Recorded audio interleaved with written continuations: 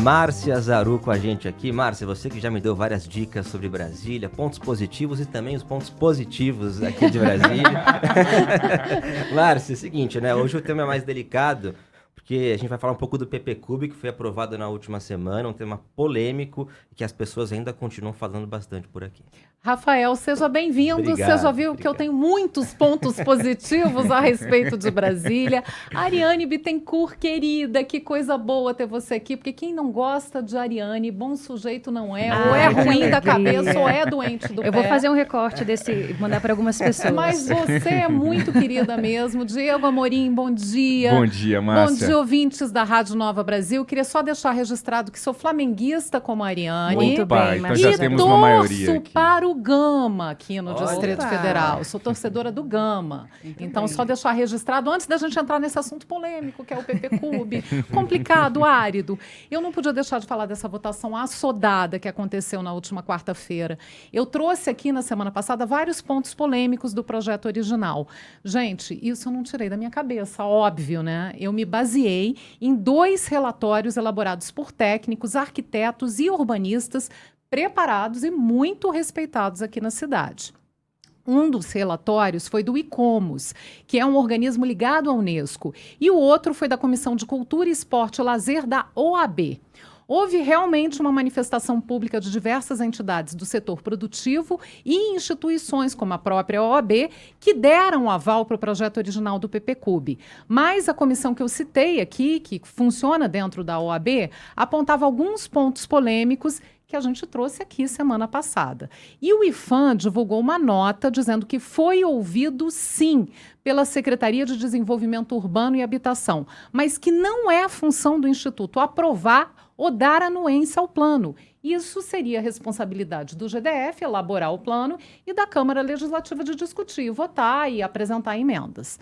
Bom, dito isso, vamos aos fatos da semana passada. O projeto enviado pela SEDU, que já tinha muitos pontos polêmicos que a gente mostrou aqui, e aqueles chamados cheque em branco, que deixavam questões importantes sem definição, foi totalmente desfigurado na votação da Câmara Legislativa. Eu conversei com o deputado Fábio Félix, que disse que os próprios parlamentares não conseguiram acompanhar tudo que foi aprovado nas emendas. Afinal de contas, foram mais de 100 emendas discutidas em uma tarde. Ou seja, não tem tempo hábil nem para você entender direito o que está acontecendo. E foi o que os deputados distritais experimentaram ali naquelas emendas sendo votadas em bloco, aquela loucura.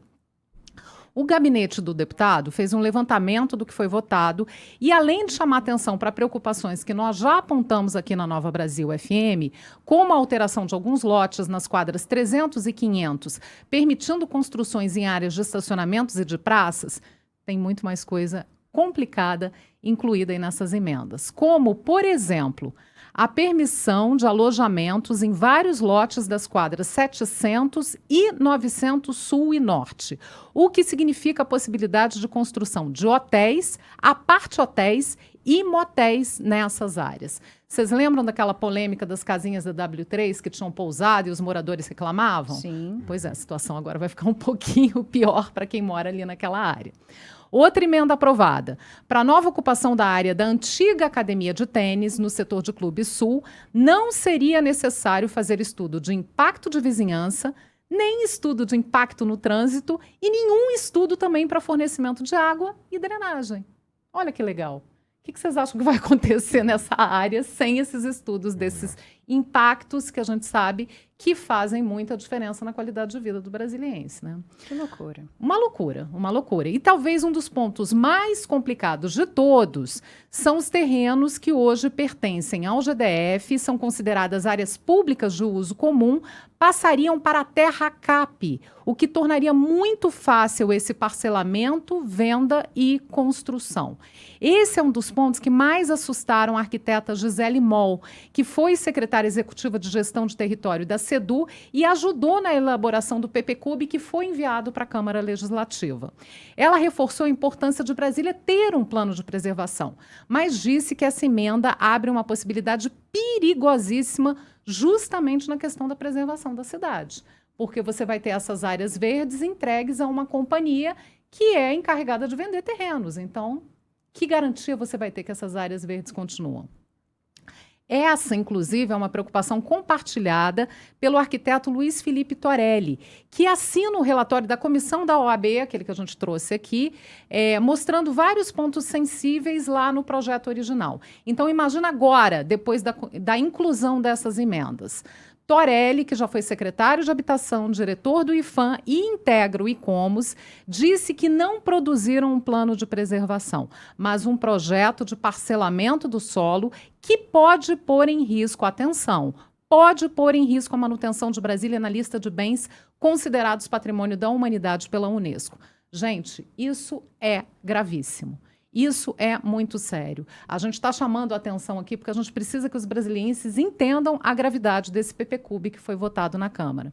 Bom, Torelli também ressaltou a falta de um comitê gestor com a participação das Nações Unidas e disse que é muito importante isso e que as entidades brasileiras e os organismos internacionais têm que se manifestar a respeito. Eu conversei também com o nosso colega colunista aqui na Nova Brasil FM, o Ricardo Meira, que é presidente do Conselho de Arquitetura e Urbanismo do DF, o CAU. Ele também demonstrou preocupação, pois o projeto recebeu 170 emendas e foi para votação sem tempo hábil de análise, nem pelos deputados, nem pelo Executivo e muito menos pela sociedade civil.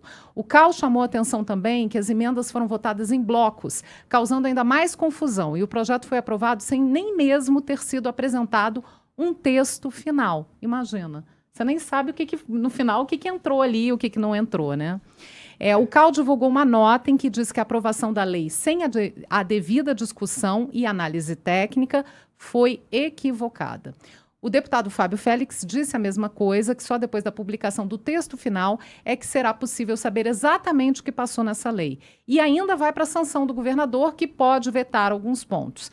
Depois disso, o partido do deputado, que é o PSOL, vai entrar na justiça com o que eles consideram que desfigura Brasília. Além disso, ainda temos o Ministério Público, que certamente também vai agir depois que estiver claro o que passou e o que vai ameaçar a qualidade de vida e a preservação da cidade. Complicadíssimo, né?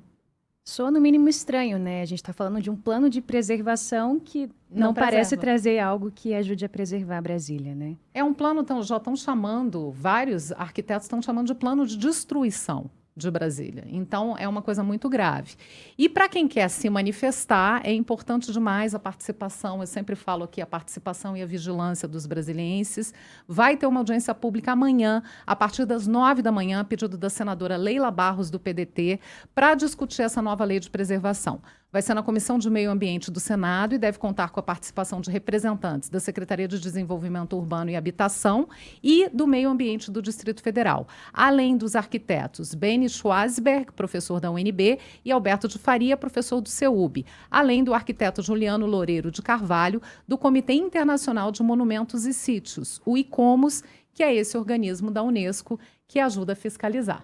Muito bem. 7h53, essa votação foi 18-6, né, isso, Tebas? Tebas que acompanhou semana passada, 18-6.